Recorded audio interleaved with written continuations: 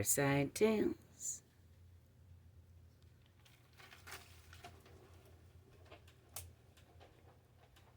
Hello,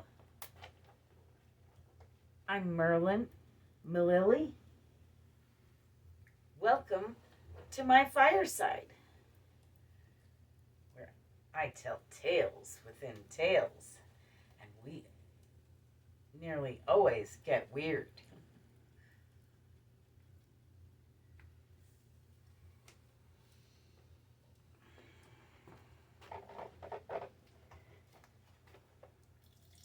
So we have some traditions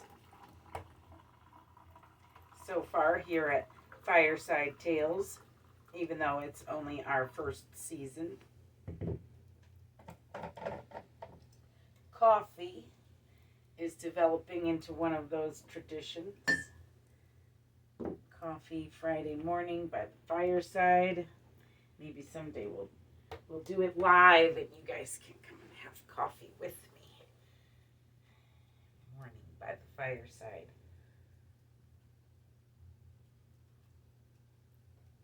I've thought of making the show outside. Actually, initially I was going to make the show outside by the fire, but I thought the weather was too unpredictable to go with that, so I didn't.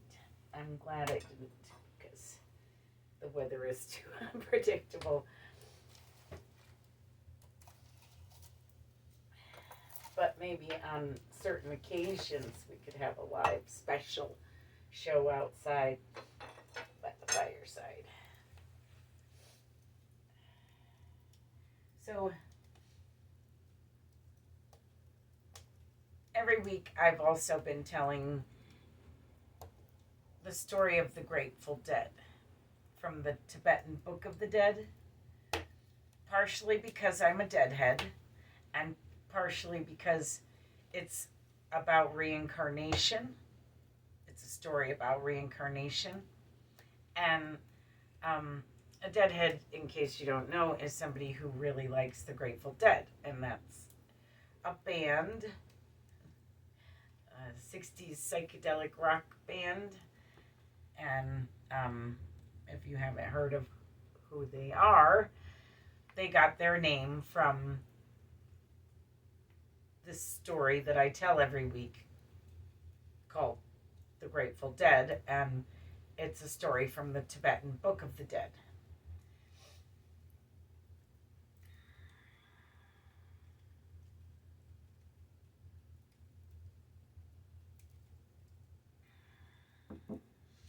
Every week I've been telling you about the Akasha, or the Akashic Records, and how I have a book in the Akashic Records and I happen to have access to them.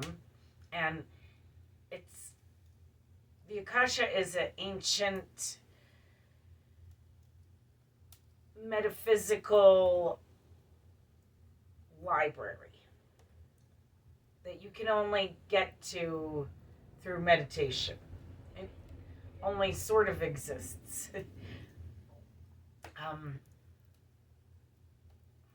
Though it could be argued that it exists more than our temporary material world,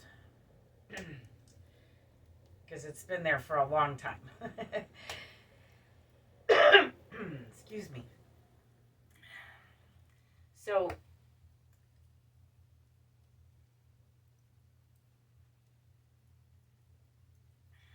in my book, in anyone's book in the Akashic Records, is record of who you've been in past lives. And I'm not sure that everyone has past lives. There's a theory out on the spiritual plane. I happen to also be a medium, so I've been able to communicate with the spirit realm since I was a small child, and it seems to be one of my threads. I talk about my threads every week also. These different circumstances that carry over from life to life.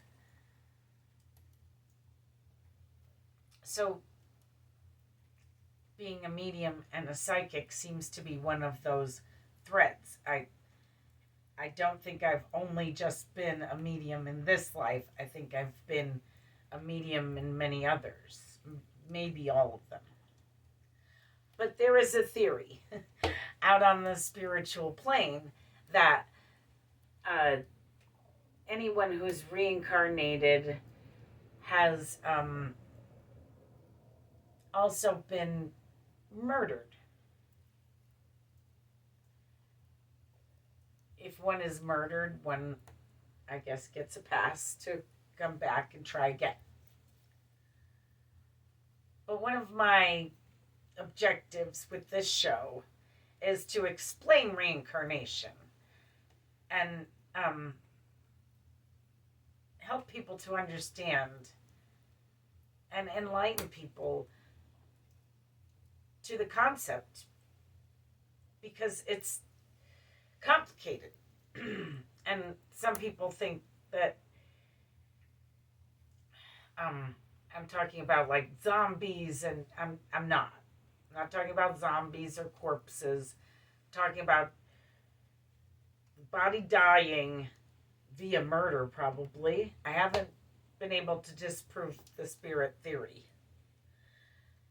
The body dies and the spirit goes on, and then it's reborn again in a little tiny baby body, and it lives another life, tries again, starts from the beginning. Though you don't get to,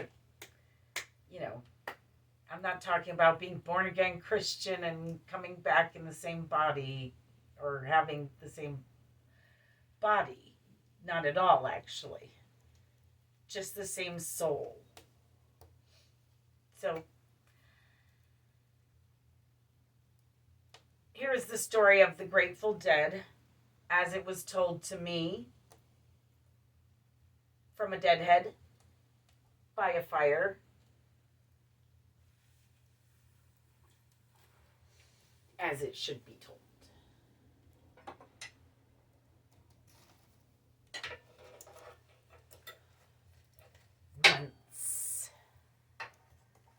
Once, long, long ago, there was a traveler.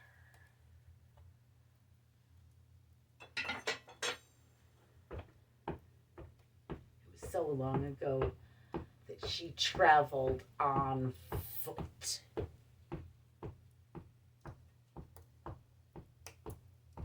And the traveler happens upon this scene in a village that just blows her mind.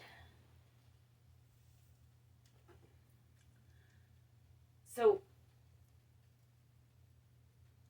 there's all these people crowded around what appears to be a dead body. So the traveler gets closer and begins to hear that the people all around the dead body are squabbling over the dead man's debts and who's going to bury him. The traveler just thinks it's a little gross, disrespectful for sure, but she pays the dead man's debts, and she pays for a proper burial, and she prays over the dead man's body, and she travels on.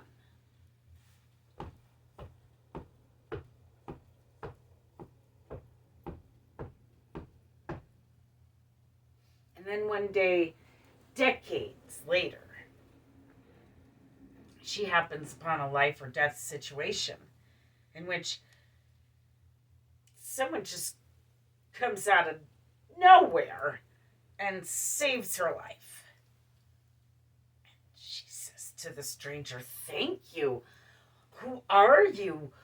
Where did you come from? Why did you save my life?" And the stranger simply says, I am the Grateful Dead.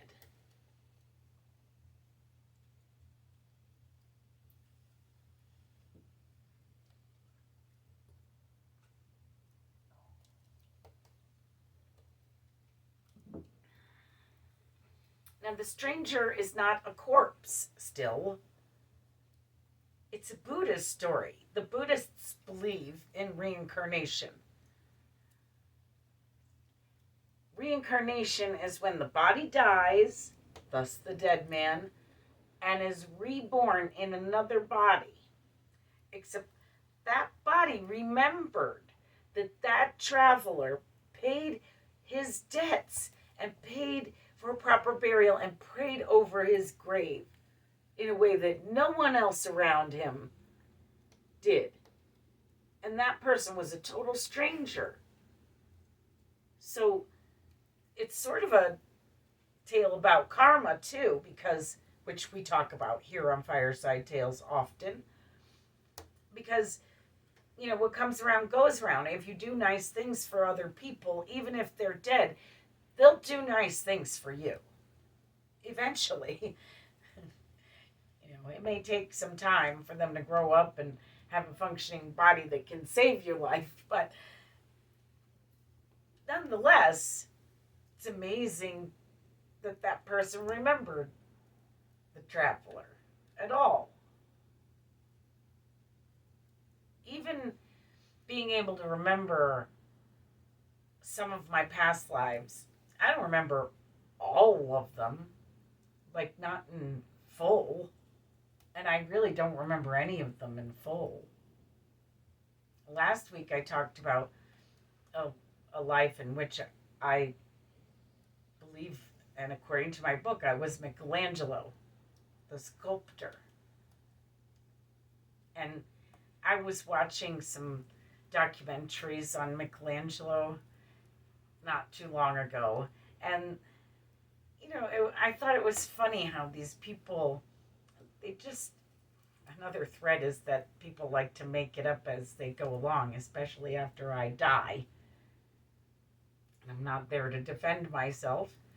They seem to do that to everyone, though, not just me. I'm not that special.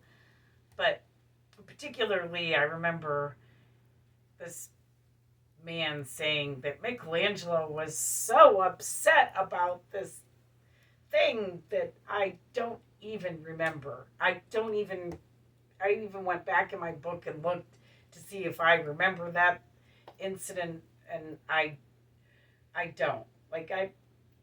Michelangelo didn't care. He didn't remember that thing that this man said made him so distraught. He used the word distraught, but, you know, Michelangelo was not distraught about said thing.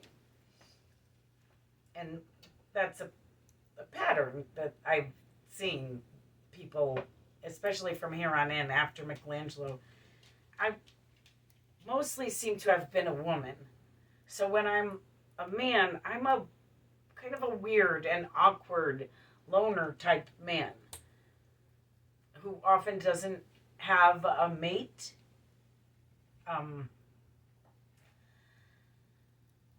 So that becomes a pattern in my male personas or whatever. But I'm a much better woman, I guess.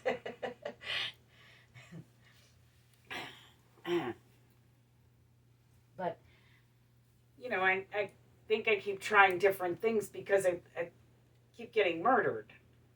I was burnt at the stake twice. I've talked to you about that. It gets dicey when you keep getting murdered, so you want to try new things. Something that, you know, will enable you to survive. So, in our first episode, I discussed the very last person I've been right before I became me. And how that person has a connection to the Grateful Dead. So that's another reason why we tell the story of the Grateful Dead. If you want to know my connection, you'll have to watch our first episode. And then for our second episode, I went all the way back to the very beginning of my book in the Akashic Records. And we started from the beginning. And we went all the way back to ancient Peru. That's where my beginning is. And then we went to ancient Tibet. Then we went to ancient Egypt. Then we went to ancient Sumeria. Then I ended up in ancient Sumeria again. This is another pattern.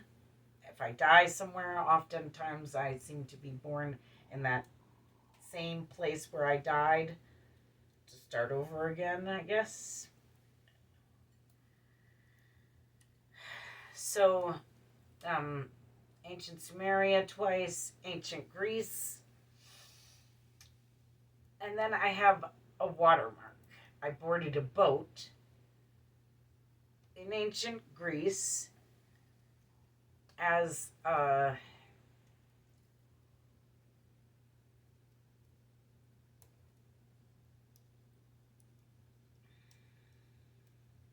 Delphi fell,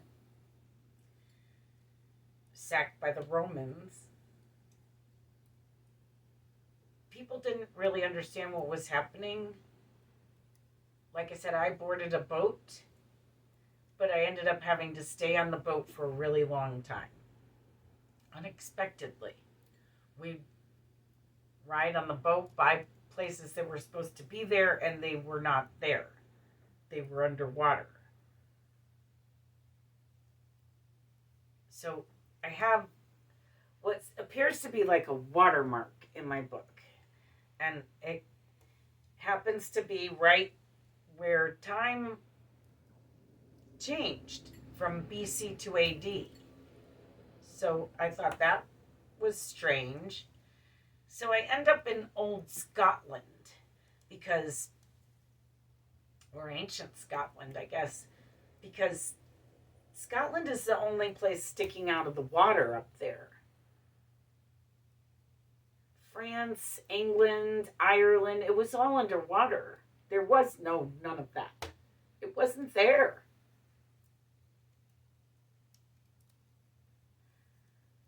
So I end up in old Scotland. Then I was born again in old England once the waters receded. Ireland, Scotland. Though I wasn't actually born in old England, I was born in another dimension. And I've discussed interdimensional travel and karma and having to pay for interdimensional travel. I had a couple of penalties in here where I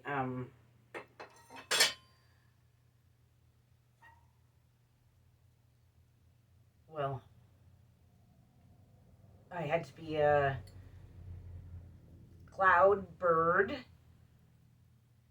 for roughly 300 years. And then I had to be what may have been an insect, but they called Fairy Queen for what felt like 300 years, but appears to only have been about 100.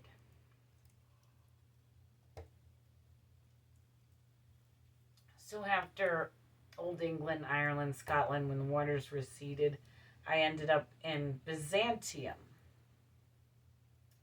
which is modern-day Turkey.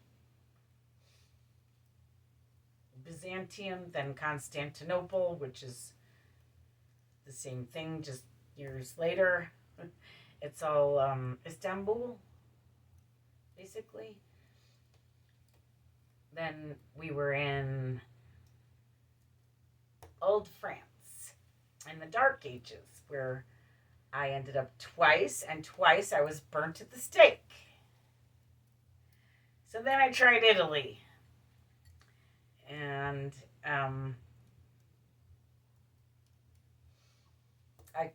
already spoke today about how last week's episode we discussed how I believe I was Michelangelo, the sculptor. So I have these threads, and some of them are stars, stargazing, planet gazing, dogs, nature, mountains,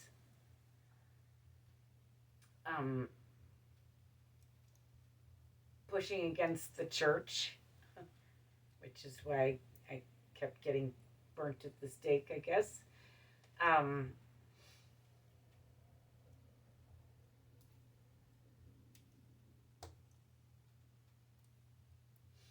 Getting burnt at the stake was a little thread, but that one didn't last, thank goodness.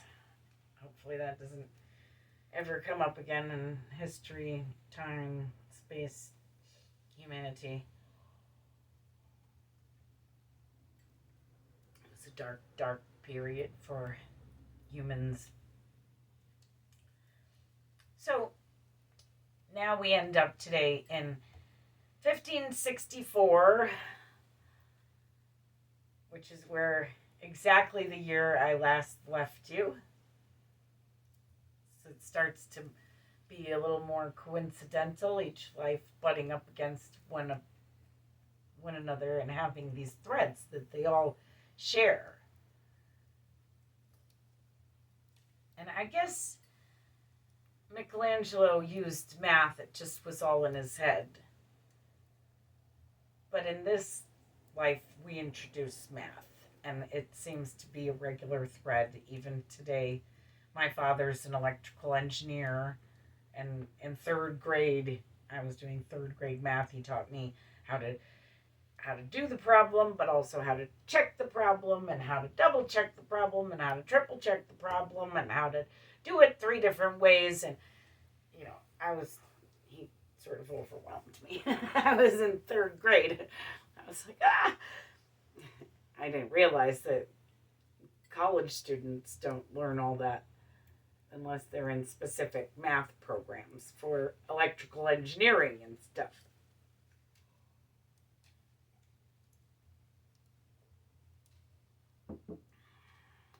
So,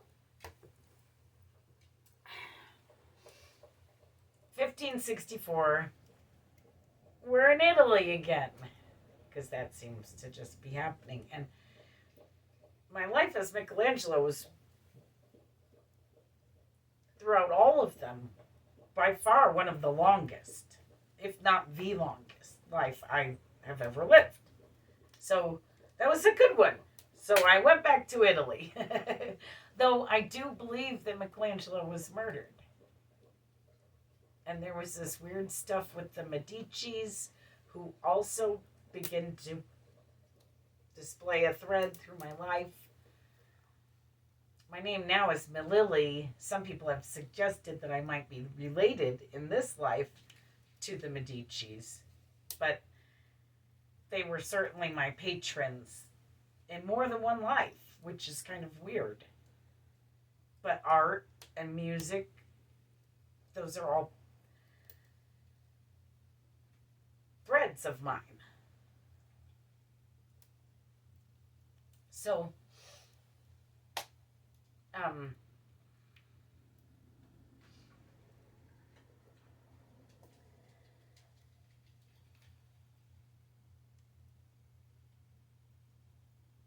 so I talked to you before I told the tale of the Grateful Dead about how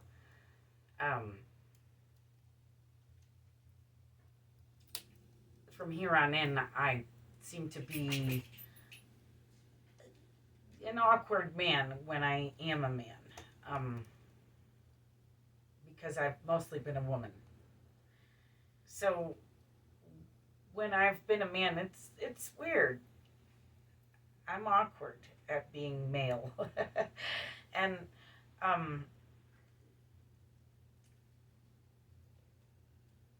well, most of the people that I am from here on in are accused of being like grumpy or a loner or just unapproachable, weird. So I'm awkward at being male. So here we are in 1564 in Pisa, Italy.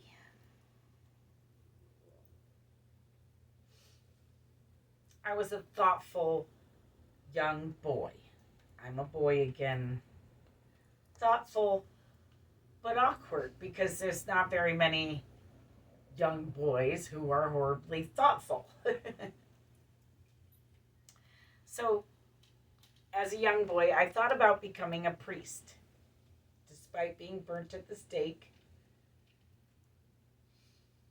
perhaps Michelangelo learned that, uh, Joan was forgiven by the church, and,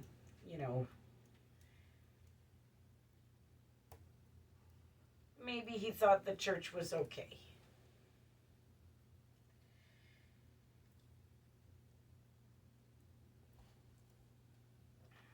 But turns out he didn't. It's only down in history that he thought about becoming a priest. Then he went into medicine. He tried that and didn't care for that because of this push against the church thread I seem to have. Despite Michelangelo having worked for, I believe, 3 different popes, possibly 4, nonetheless, I have this push against the church thing, probably because they burnt me at the stake, and so did this person.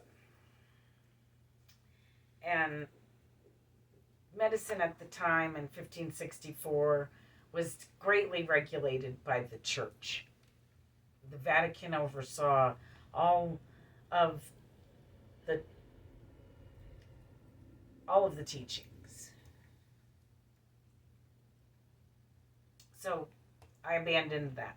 And then mathematics. And this is where the mathematics thread begins and really runs a little bit wild.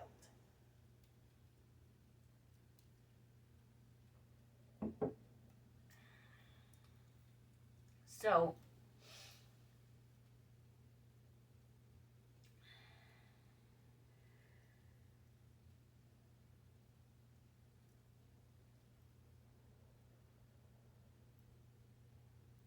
I go to university in Pisa, and then I'm offered my first real job in Padua. And it's in a school that's founded in 1222 by breakaway students. It wasn't chartered by a king or a pope, so it was free to do and study what the students and teachers wanted to study. So they only had the Free Republic of Venice over their heads as a supervisor, not the Pope or a king. So it made things very free for learning, for discovering, for moving forward. It was very close to Venice, and this person who I was really loved Venice and fell in love with a woman there in Venice whom he had an affair with,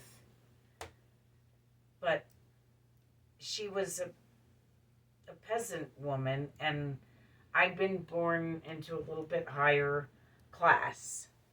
And given my job at the university and my status, I couldn't really marry her.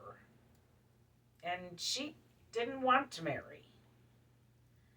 Even after she became pregnant 3 times, I wanted her and the children to move into my house, but I had all these students there, and she didn't want to live with the rowdy students and didn't want to raise children in that environment, and I understood fine. And I was totally fine with visiting her in Venice because I loved Venice. I loved visiting her. So that worked out for me, and it got me away from the students, and I could stay at her house if I wanted to, and the students were fine on their own. So we have 3 children together, and our oldest daughter is born in the year 1600. It's kind of funny. My oldest son in this life was born in 2000. So it's easy to keep track of how old they are as they grow, when they have a nice even birth date like that. My son is always the year. That's his age. So he's 21. But obviously Virginia is dead. So I don't know if you've guessed so far, but you may have. My oldest daughter, Virginia,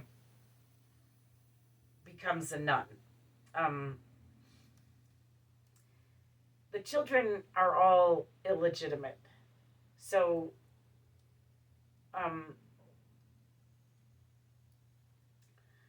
both girls are given to a convent. And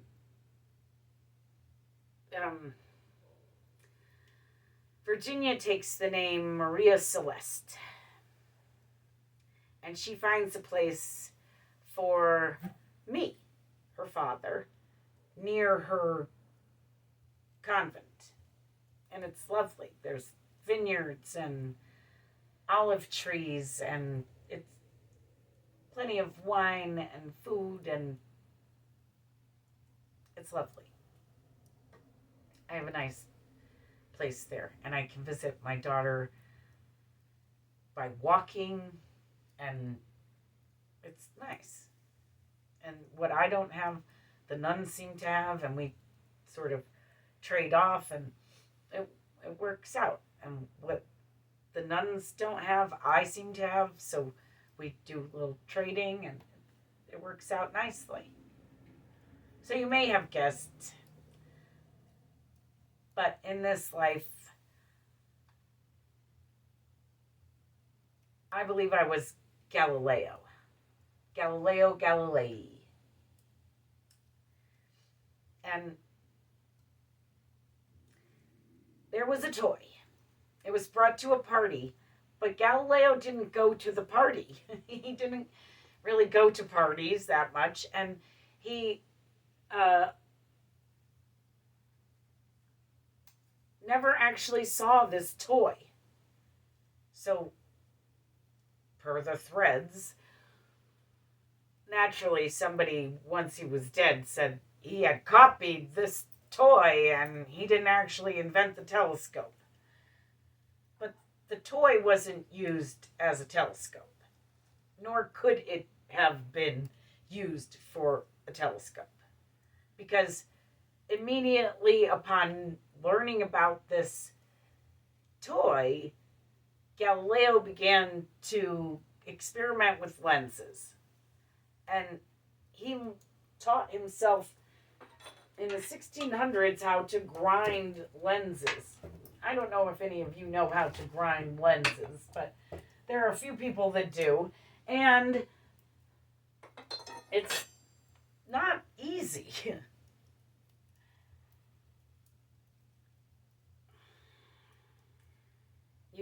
I mean, they're glass, so they can break and they're not indestructible, and you have to grind it down to the exact focus that you want. And Galileo figured out if you have one high magnitude and one low magnitude lens together, you can see space really, really well. And that's what he was interested in, was seeing the stars, looking at space. Thus, he was Galileo. And that's another thread. I've been looking at stars and using them as a druid in ancient Egypt and in ancient Peru, ancient Tibet as well. It's a thread. The stars were always my guide.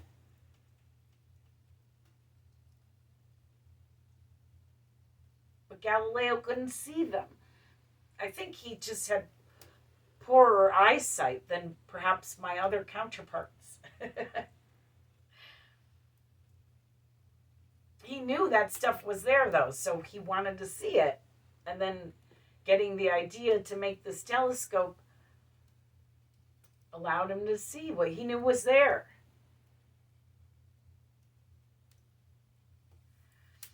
So,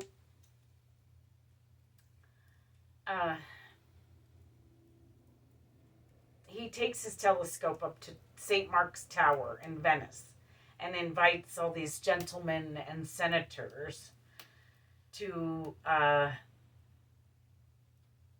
look through his telescope, not for stargazing, though, he sells the idea that you could use these to see an enemy miles away, and it would buy you time to react to said enemy.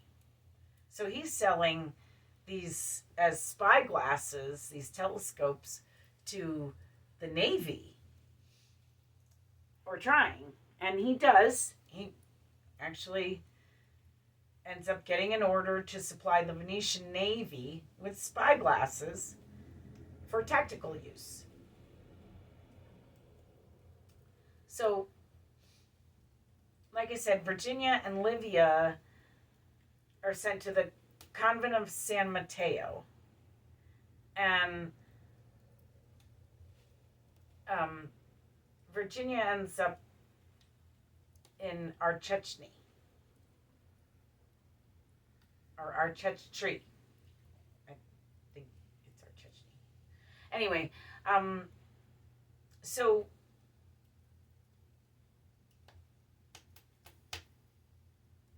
at that time, being illegitimate and poor, which the girls were, they were unable to marry well. So the convent was their best chance for a meaningful life, I thought, as their parent. And I felt guilty about not marrying their mother. I actually believe I tried pretty hard to marry her. She was a very stubborn woman. And that's why I loved her. But she didn't want to marry, and she didn't want to move into my house. She had everything she needed. She didn't want to move. Her place was nice. I liked visiting her there. It was in Venice.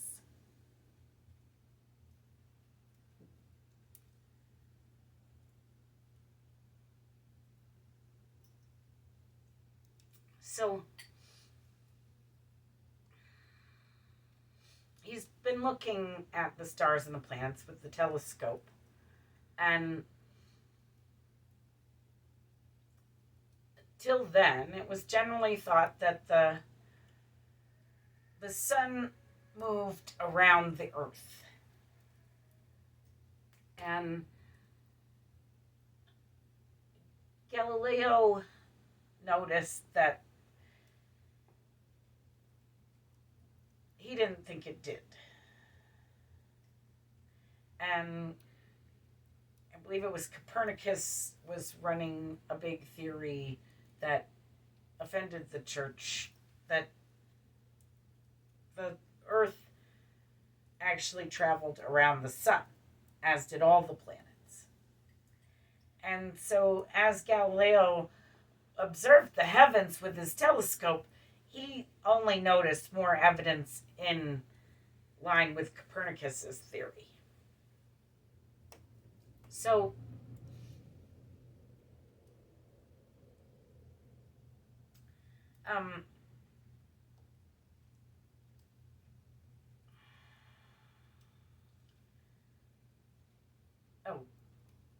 he has a student. The student's name is Caselli. And Caselli sends Galileo a letter, knowing that he's been viewing the heavens with his telescope, and knowing that he's interested in the Copernican theory, says, I've noticed some things about Venus and thought, if this theory is true, if the planets are traveling around the sun, then Venus should appear to us as a crescent, and like the moon does, and in phases. And he asked Galileo to look with his telescope and tell him, is that how it seems to look? And so Galileo looks at Venus and finds that he can see clearly that there are crescents and phases, and that it's not always the same shape, which proves that the planets, all of them, are traveling, at least in our galaxy, around the sun.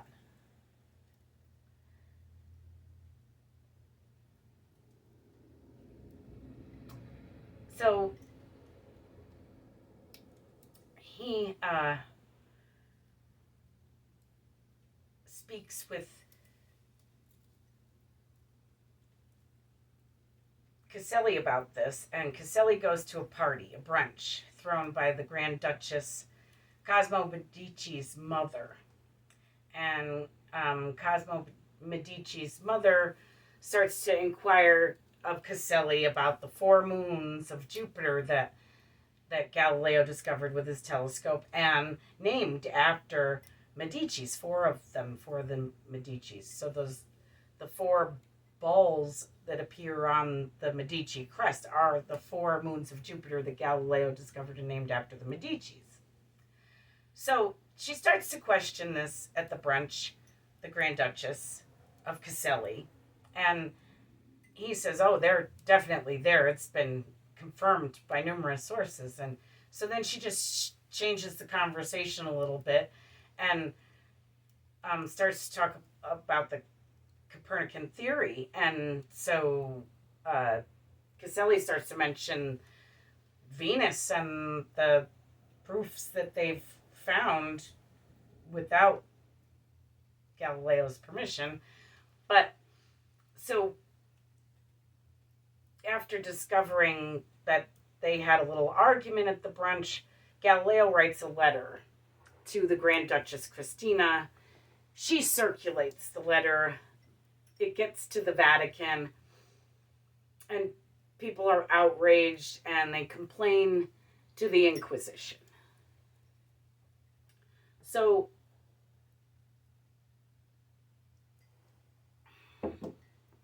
he's told at that time that he can't teach the Copernican theory and heliocentrism, which is the Earth moving around the sun, and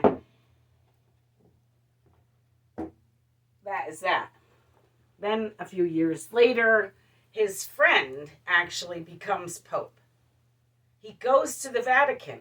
He walks in the gardens with the Pope, and he discusses the Copernican theory with him and says, now that you're Pope, can we do something with this? Can I talk about it? Can I teach it? And the Pope says, well, if it's hypothetical, I don't see a problem with it if you discuss it hypothetically. So he writes this masterpiece. It's called The Dialogue, and it explains the Copernican theory hypothetically through a dialogue between characters that he's created. And one of the characters is a simpleton, and he puts the Pope's words in the mouth of the simpleton. And it's taken totally wrong, and the Pope is insulted by the dialogue, even though it takes a long time for Galileo to hear about it. They never speak again. The plague happens, the bubonic plague, and he doesn't really hear about it, so he asks Rome what's going on with my dialogue, and then he's called to Rome. And he probably shouldn't have gone, but they say that if he didn't go, he would have gone in chains. So he goes, and he is put on house arrest and they banned the book Dialogue, and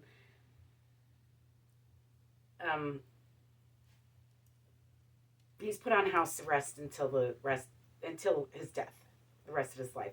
Though his house was pretty nice, he had that one in the vineyard near his daughter, but his daughter dies before him at 33 of dysentery because her convent is so poor.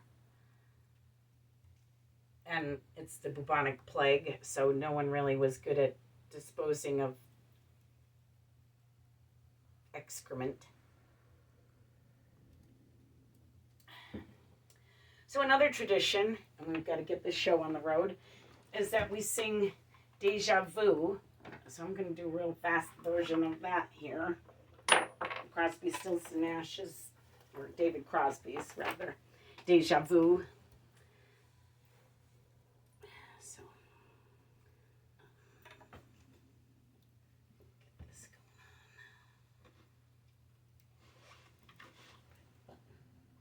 on. There it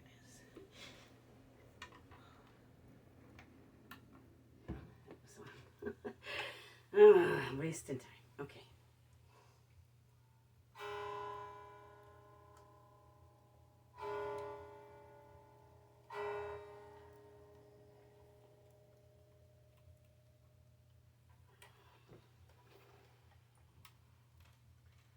Oh, I should have had this a little more prepared here. I don't hear it.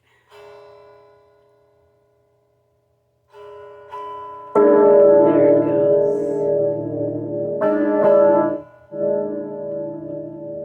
Sorry about that.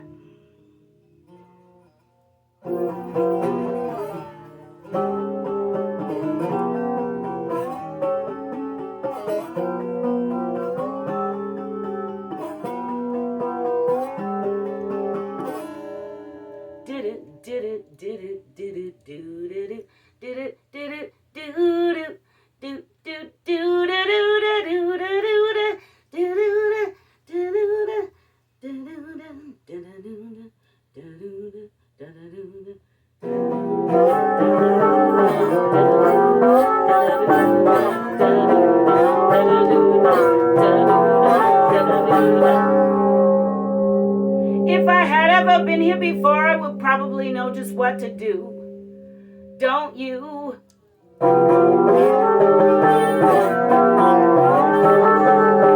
If I had ever been here before on another time around the wheel, I would probably know just how to deal with all of you.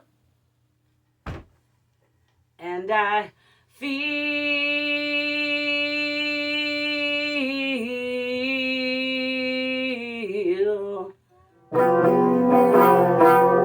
like I've been here before.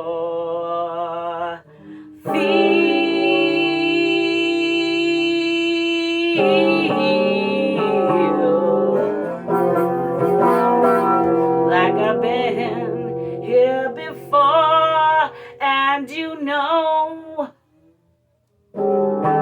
it makes me wonder what's going on.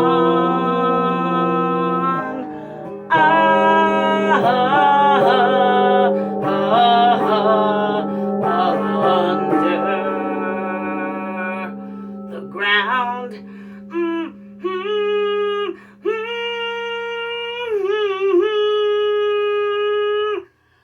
Do you know? Don't you wonder?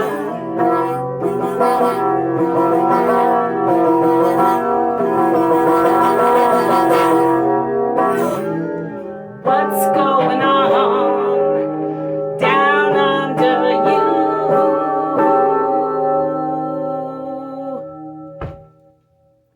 La da da, la da da, la da da da, la da da da.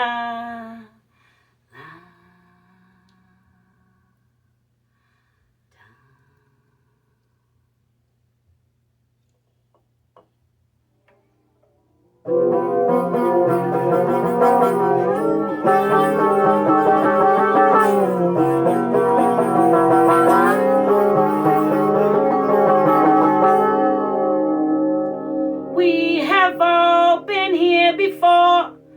We have all been here before.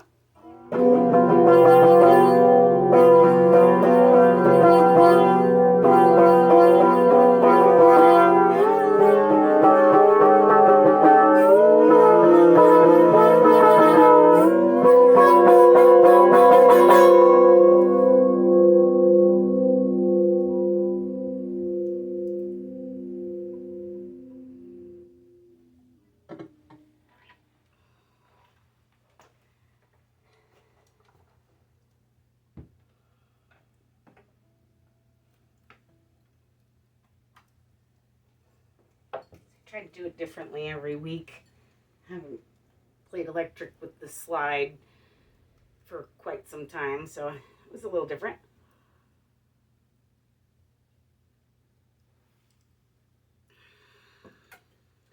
So thanks for watching.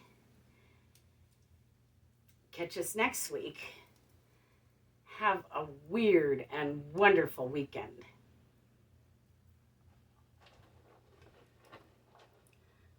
Mililli Studios production.